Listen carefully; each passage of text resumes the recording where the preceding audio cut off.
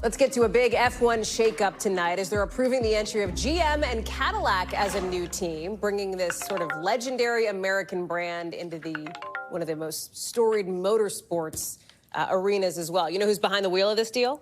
Mario Andretti, racing icon. This is a big one for F1 because the fan base in the U.S. has really exploded recently. And it's also big for Andretti, who says it's been his dream for years. Here's what he's telling our own Sahil Kapur. I don't know anyone that loves the sport more than I do, maybe as much, but I would challenge anyone to love it more than I do. So I'm all in, and this is what I live for. Our resident F1 racing expert, Sahil Kapur, is joining us now. I have to ask you, before you even get to the Andretti interview, people go, how did our congressional reporter end up with an exclusive interview with Mario Andretti? Well, I was at the Las Vegas Grand Prix, the F1 race that happened over the weekend, and I was poking around about this story. We got wind of it, we reported it, and I simply asked for the interview. I love that. And people should know you're like a mega fan. You've come on our show to do a lot of F1 stuff here. So talk about what this deal actually means, because this wasn't it wasn't necessarily, what's the word in car racing for like a smooth, flat thing? It wasn't that. It was hardly a straight. There you go. Okay, it was hardly a straight. But yeah, I mean, this was a culmination of a long saga. It was politics, there were personal animosities, there was a lengthy standoff that even led to a Justice Department investigation. But in the end, there were two things that changed that ultimately made way for this to happen. The first was Andretti Global a couple of months ago restructured, came under the ownership of the investor and sports franchise guy Dan Taurus, away from Mario Andretti's son Michael. That was a significant move.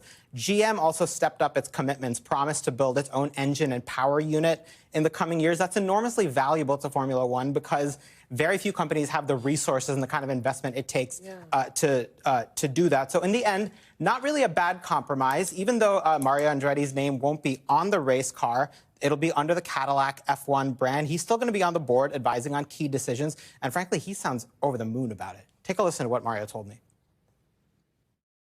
Formula One is really what I look at as the Olympics of motorsports because of the international nature of it, and to have your own team playing, just like when you have our own performance in the Olympics, you know, the national anthem will play, you know, when you're at the top step of the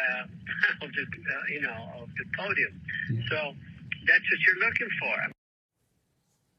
And Hallie, the last time the Star-Spangled Banner played on an F1 podium, 1978, for Mario Andretti, the year he won his championship. Ooh, that's a good bit of trivia. Does that mean that as soon as 2025 we could hear it again, or when is this actually go into effect? Well, 2026 is when the team comes in. In the first couple of years, Mario Andretti mentioned they want to use a Ferrari engine. Cadillac is going to develop its own, hopefully starting in 2028. And this is a huge deal for the American fan base as well. You and I have talked a lot about how the market has been growing.